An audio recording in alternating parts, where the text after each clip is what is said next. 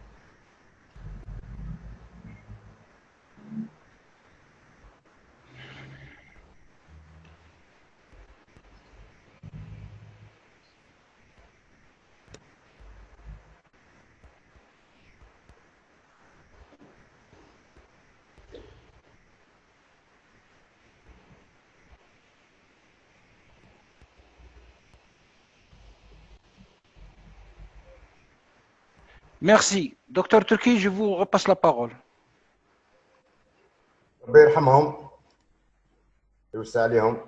Donc moi, je vais passer directement la parole à Dr Hadou, s'il veut bien mettre sa caméra en marche.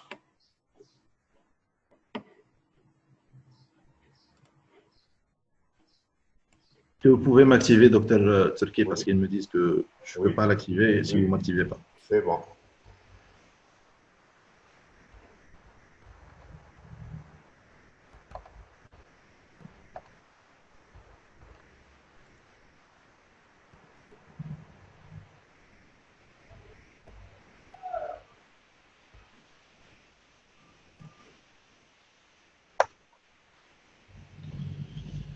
Peux-tu partager l'écran, ta communication?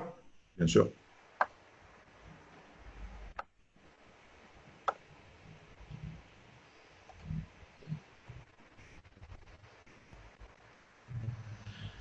Bonjour, honorable assistance.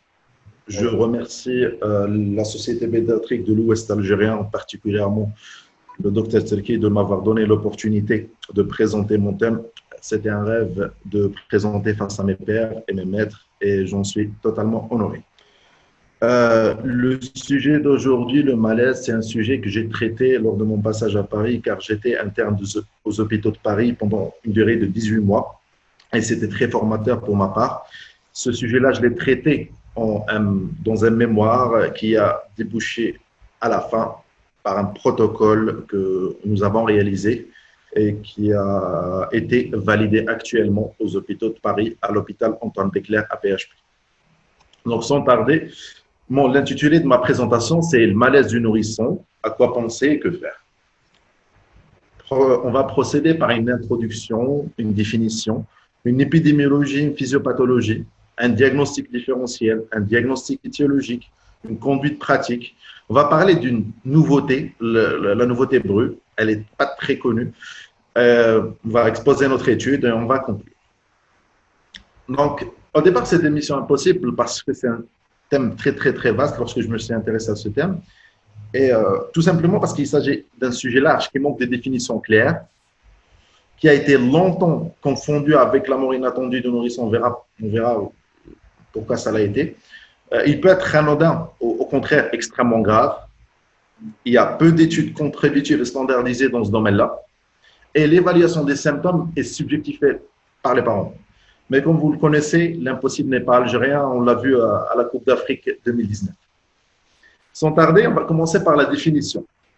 La définition, la première fois que la définition du malaise a été faite, c'est en 1987. Cette définition est classique.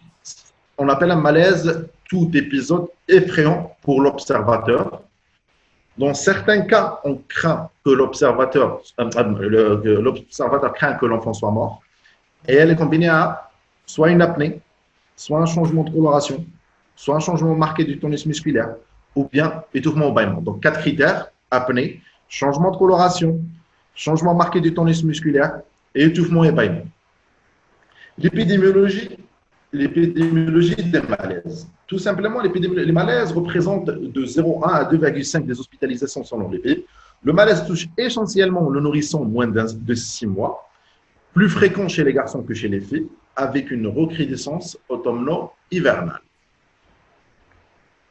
Il s'agit ici d'une étude faite au CH de Versailles du professeur Foucault qui s'est intéressé au malaise et qui avait coordonné les recommandations de la Société française de pédiatrie en 2011. Et ça, c'est l'incidence de 1997 à 2014 des malaises au sein de son service. On est sur des données classiques entre 0,1 à 0,3% des passages aux urgences pour 24 500 passages aux urgences. La physiopathologie. La physiopathologie, elle n'est pas très claire, mais on admet classiquement que lors d'une inflammation ou d'une émotion, généralement, le nourrisson va éprouver des pleurs ou bien des douleurs qui vont faire une stimulation vagale. Cette stimulation vagale va aboutir à un réflexe vagal qui va aboutir à une apnée et bradycardie.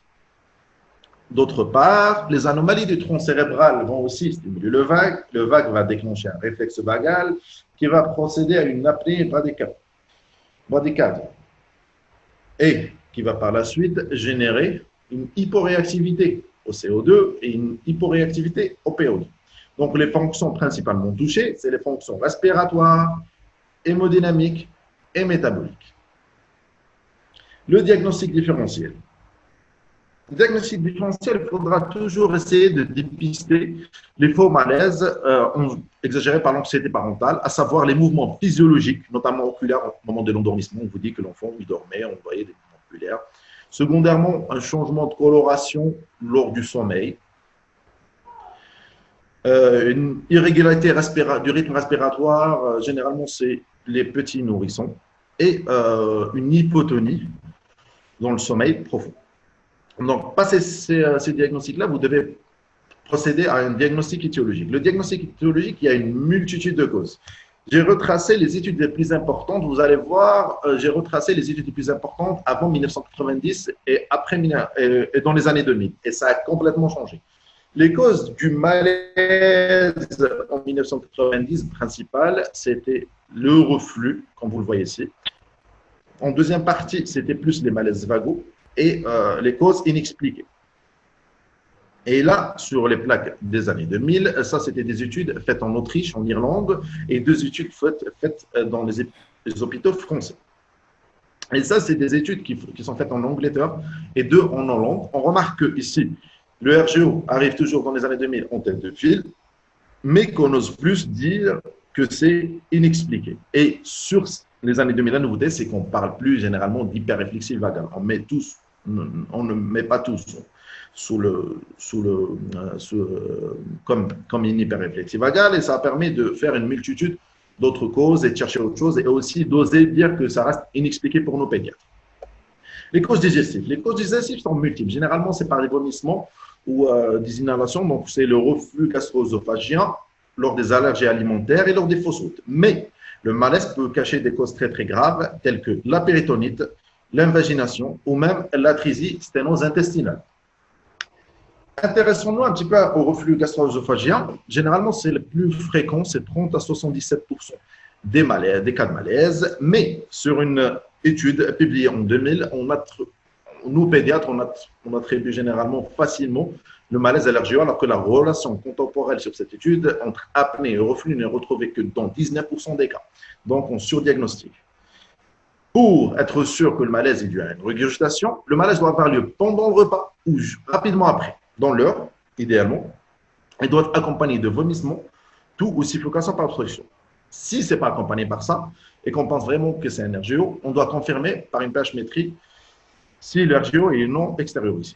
Pour les causes respiratoires, elles représentent 10 à 20% des causes. Généralement, c'est les infections comme la VRH coqueluche, l'apnée par immaturité du tronc cérébral, anomalie des arcs vasculaires, rhinite obstructive et inhalation de corps étrange. Donc là, on a cité les 5 les plus fréquentes, mais il y en a beaucoup. Il y a une entité qui est particulière, c'est le malaise par asphyxie enfouissement facial, qui n'est pas encore filmé. Vous voyez ces images-là, ils traînent beaucoup sur Internet, et on les trouve très, très mignons. Pour ma part, je les trouve mignons.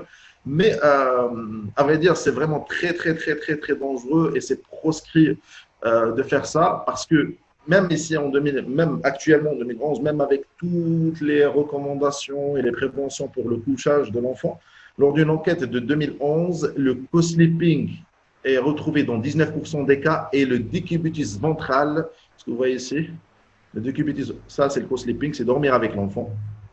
Et ça, le décubitus ventral est retrouvé dans 46,5% des cas des morts subites de nourrissons, c'est-à-dire des nourrissons, la moitié des nourrissons qui sont décédés par mort subite, il y avait un couchage ventral. Donc, il y a à travailler dans ce sens-là, surtout dans notre pays.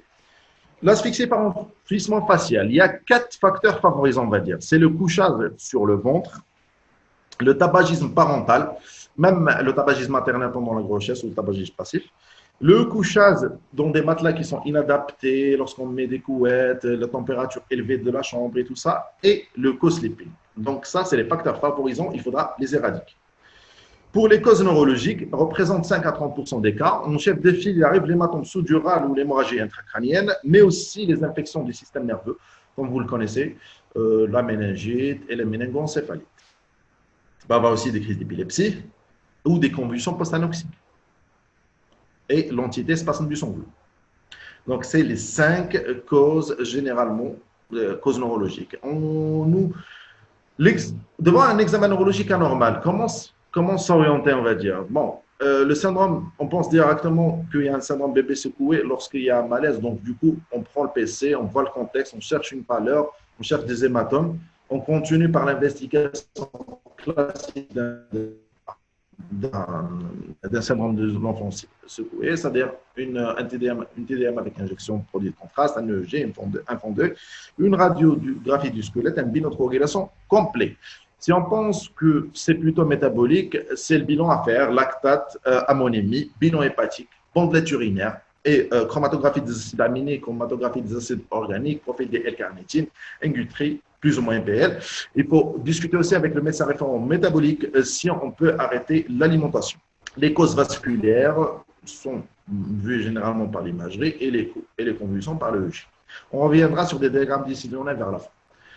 Les causes cardiovasculaires, il y en a beaucoup et elles sont généralement fatales. C'est l'insuffisance cardiaque en chef de file, il faudra toujours la rechercher. Des troubles de rythme comme la tachycardie supraventriculaire, le syndrome du cuité lent, l'hyperréflexie vagal qui est de moins en moins diagnostiqué, le syndrome d'Al-Kappa, c'est l'anomalie d'insertion des coronaires, comme vous savez tous. C'est le malaise de la tétralogie de Fallot et à la fin, c'est le myocardite. Donc, c'est les 6 causes les plus fréquentes relevées dans les causes cardiovasculaires. Pour les causes vasculaires, les AID, ce n'est pas que pour les adultes, ça existe aussi chez les enfants. Donc, c'est à l'effort, ce qu'on appelle par le moya-moya. C'est extrêmement évocateur. Et il faudra faire attention parce qu'il ne faut pas négliger et faire des explorations rapidement parce que ça va permettre de dire, il peut faire un accident vasculaire cérébral complet dans les heures ou dans les jours qui suivent. Il y a aussi une autre entité, les thromboses. Les thromboses, il faut toujours chercher une homocysténurie, faire un cocktail vitaminique de B6, un régime en urgence et des gaz du sang, et chercher l'homocystéine dans le sang et dans le butyl. Pour les causes métaboliques, les anomalies métaboliques, généralement 3 sont 1 à 5% des cas, c'est l'hypoglycémie, l'hypocalcémie et les erreurs innées du métabolisme. Les causes infectieuses, on a déjà cité la méningite et tout ça, mais on peut avoir aussi des infections urinaires qui peuvent faire des infections urinaires hautes, avec lors de l'expression d'une bactérie aussi, et aussi lors des frissons ou bien d'une convulsion fébrile. Pensez au Munchausen par procuration. Le Munchausen par procuration est une forme de maltraitance. Elle est beaucoup diagnostiquée en pédiatrie, mais reste toujours peu connue. Donc, selon les auteurs, elle représente 1,5 à quand même 11% des cas. C'est quoi le Munchausen par procuration? Ça veut dire que les parents, généralement maman, elle va alléguer des symptômes à l'enfant et le rendre malade. Et cet enfant-là n'en est pas réellement. Du coup, pas d'investigation nécessaire. Il n'existe on doit toujours chercher des antécédents maternels. Les enfants qui ont un suivi abusif, un autre enfant qui avait la même symptomatologie inexpliquée et tout ça. Pourquoi on s'intéresse beaucoup à cette entité? Parce que ça peut cacher des troubles psychiatriques graves, comme cette étude publiée en 1992 qui retrouve 50% des cas des parents qui avaient un Munchausen, ils avaient une dépression, des troubles psychiatriques plus ou moins graves, dépression, stress post-traumatique, troubles de personnalité, alors que il paraissait normal, quoi. Donc, ça pourrait enclencher un suivi pédopsychiatrique pour l'enfant, mais aussi un suivi psychiatrique pour la maman. La relation malaise et mort inexpliquée du nourrisson. Ça a été toujours une hantise, ça. Mais pourquoi il y a une hantise? Est-ce que le malaise est réellement l'antichambre de la mort inexpliquée? Est-ce que les deux sont reliés? Il n'existe aucune relation entre le malaise et la mort inexpliquée du nourrisson. Il n'y a aucune relation. Ça veut dire que ce n'est même pas un facteur prédisposant. Pourquoi? Sur cette étude-là, on remarque qu'il y a, sur cette étude-là publiée par une enquête d'investigation publiée en 2007 à 2009, il n'existe pas d'antécédents significatifs de malaise chez les enfants qui ont eu une mort inexpliquée du nourrisson. Mais où est-ce que cette idée est née dans nos têtes, nous médecins, ou bien les patients, ou tout le monde? Cette idée, elle est née tout simplement parce que vous voyez ici sur ce diagramme, vous voyez ça, c'est la mort inexpliquée du nourrisson ou la mort subite du nourrisson. Et ça, c'est les malaises. Et vous voyez une grosse partie de chevauchement. Dans cette partie-là, après les années 2000, on remarque qu'il n'y a plus cette partie de chevauchement. Les malaises, les morts subites ou les morts inexpliquées du nourrisson ont vachement diminué, mais par contre, les malaises, ça reste très stable.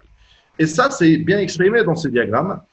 Vous voyez ici que sur les malaises subis du nourrisson, ça a augmenté depuis 1993, mais la mortalité a diminué. Et tout ça est expliqué tout simplement parce qu'il y a pratiquement les mêmes causes. Il y a les mêmes causes, surtout le couchage ventral et ce qu'on avait parlé, les malaises par enfouissement facial, enfin les causes par asphyxie par enfouissement, c'est que pour expliquer la chute après 1995 et que les malaises n'ont pas chuté. Et du coup, ça élimine formellement la relation malaise-mort inexpliquée du nourrisson. Il n'y a pas de relation entre les deux. On est pratique. À vrai dire, quand un patient il vient aux urgences, vous avez 3 réflexes à faire. Le premier, c'est d'authentifier les symptômes. Vous faites votre interrogatoire, votre anamnèse, vous voyez, est-ce que j'ai le signe du malaise? Ok, c'est un malaise, ce n'est pas un faux malaise. Je apprécie la gravité de l'enfant. Après avoir apprécié la gravité, et s'il n'est pas grave, bien sûr, vous rassurez les parents. Après un interrogatoire orienté, précis, un examen clinique, et vous expliquez aux parents ce que vous êtes en train de faire. Donc, on apprécie la gravité immédiate du malaise sur 3 plans. Le premier plan, c'est les anomalies cliniques doivent être persistantes. Ces anomalies cliniques doivent être persistantes. Ça veut dire que ce n'est pas ce que les parents vous racontent, mais c'est ce que vous voyez, vous, à l'examen clinique, et c'est ça qui va déterminer la gravité. Donc, pour les troubles neurologiques, si vous voyez un gênement, un ballonnement de la fontanelle, un déficit focalisé, une hypotonie, hypertonie, des mouvements axiaux ou périphériques, des mouvements anormaux, des troubles de conscience, des troubles qui allongent, vous voyez la fréquence cardiaque augmentée ou diminuée, marbrure, teint grisâtre, tension artérielle, insuffisance cardiaque. Donc, c'est le troisième volet. Le troisième volet, c'est quoi? C'est les troubles ventilatoires, comme vous les connaissez en tant que pédiatre ou médecin généraliste. C'est la saturation qui chute inférieure à 90%, les signes de lutte, la cyanose, la bradypnée et l'apnée. Donc, on doit évaluer systématiquement l'enfant sur 3 choses. Son hémodynamique, son statut neurologique, troubles hémodynamiques et troubles ventilatoires. La Société française de pédiatrie a publié en 2017 ses recommandations concernant les malaises du nourrisson. Donc, qu'est-ce qu'elle préconise, la Société française de pédiatrie? Ça veut dire que chaque enfant qui a fait un malaise, quel que soit bref, ça dure 1 seconde, 2 secondes, 3 secondes, ou disons, ça va faire, qu'est-ce qu'on fait? Un bilan standard qui contient 8 éléments, à savoir la formule, ionogramme, une glycémie, calcémie, CRP, procalcitonie ou procalcitonie au choix, radiographie du